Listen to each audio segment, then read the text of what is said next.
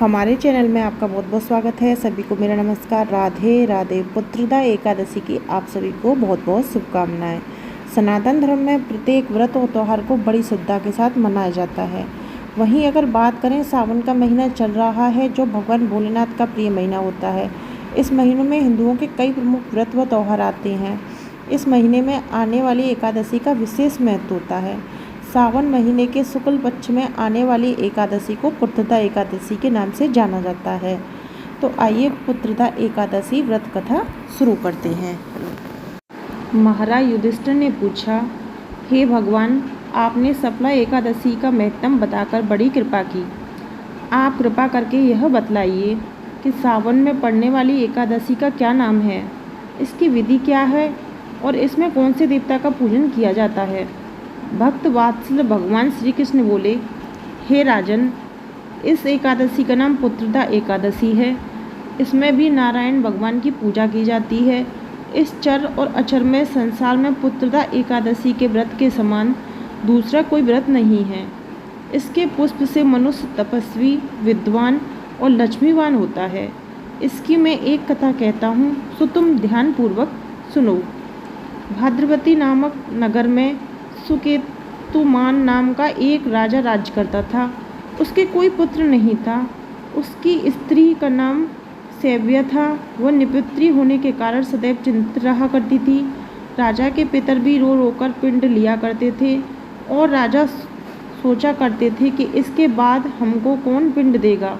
राजा को भाई, बंधव, धन, हाथी, घोड़े, राज्य और मंत्री, इन सब से किसी से भी संतोष नहीं होता था। वह सदैव यही विचार करता था कि मेरे मरने के बाद मुझको कौन पिंडदान करेगा।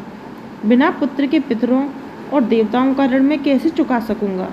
जिस घर में पुत्र ना हो उस घर में सदैव अंधेरा ही रहता है। इसलिए पुत्र उत्पत्ति के लिए वह प्रयत्न करना चाहिए। जिस मनुष्य ने पुत्र का मुख देखा है वह धन्य है। उसको इस लोक में यश और परलोक में शांति मिलती है, अर्थात उनके दोनों लोग सुधर जाते हैं।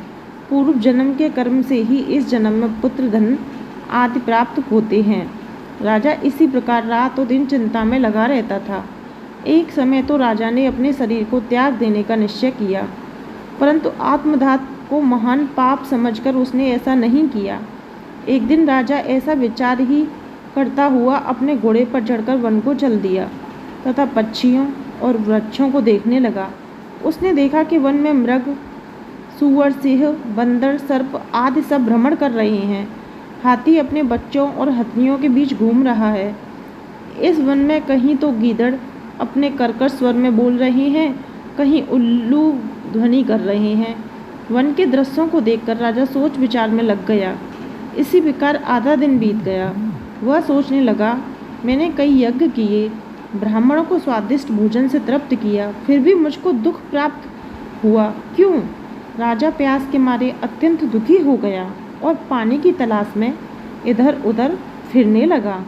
थोड़ी दूरी पर राजा ने एक सरोवर देखा।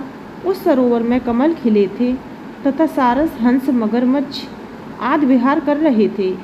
उस सरोवर के चारों तरफ मुनियों के आश्रम बने हुए थे। उसी समय राजा के दाहिने अंग फड़कने लगे।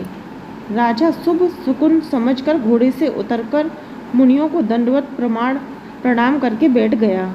राजा को देखकर मुनियों ने कहा, हे राजन, हम तुमसे अत्यंत प्रसन्न हैं। तुम्हारी क्या इच्छा है, सो कहो। राजा ने पूछा, महाराज, आप कौन हैं और किस लिए यहाँ आए हैं, कृपा करके बताइए। मुनि कहने लगे, हे राजन, आज संतान देने वाली पुत्रदा एकादशी है। हम लोग विश्वदेव हैं और इस सरोवर में स्नान करने के लिए आए हैं। यह सुनकर राजा कहने लगा कि महाराज, मेरे भी कोई संतान नहीं है। यदि आप मुझ पर प्रसन्न हैं तो एक पुत्र का वरदान दीजिए। मुनि बोले, हे राजन, आज पुत्रदा एकादशी है। आप अवश्य ही इसका व्रत करें। भगवान की कृपा से अवश्य ही आपके घर में पुत्र होगा। मुनि के वचन को सुनकर राजा ने उसी दिन एकादशी का व्रत किया और द्वादशी को उसका पारण किया। इसके पश्चात मुनियों को प्रणाम करके महल में वापस आ गया। कुछ समय बीतने के बाद रानी ने गर्भ धारण किया और 9 महीने के पश्चात उनके एक पुत्र हुआ। वह राजकुमार अत्यंत शूरवीर यशस्वी प्रजापालक हुआ। श्री कृष्ण बोले, हे राजन, पुत्र की प्राप्ति के लिए पुत्रता एकादशी का व्रत करना चाहिए। जो मनुष्य इस महत्म को पढ़ता है या सुनता है, अंत में वो स्वर्ग की प्राप्ति करता है। तो यहाँ हमारी पुत्रता एकादशी की कथा समाप्त होती है। आपको हमारी वीडियो कैसी लगी ये कमेंट बॉक्स में ज़रूर बताएं। वीडियो पसंद आई हो तो चैनल को सब्सक्राइब करें, वीडियो को लाइक शेयर अवश्य करें। इस तरीके के वीडियो आपको हमारे चैनल पर मिलती रहेंगी। राधे राधे। पुत्रदा एकादशी के आप सभी को बहुत बहुत शुभकामनाएं।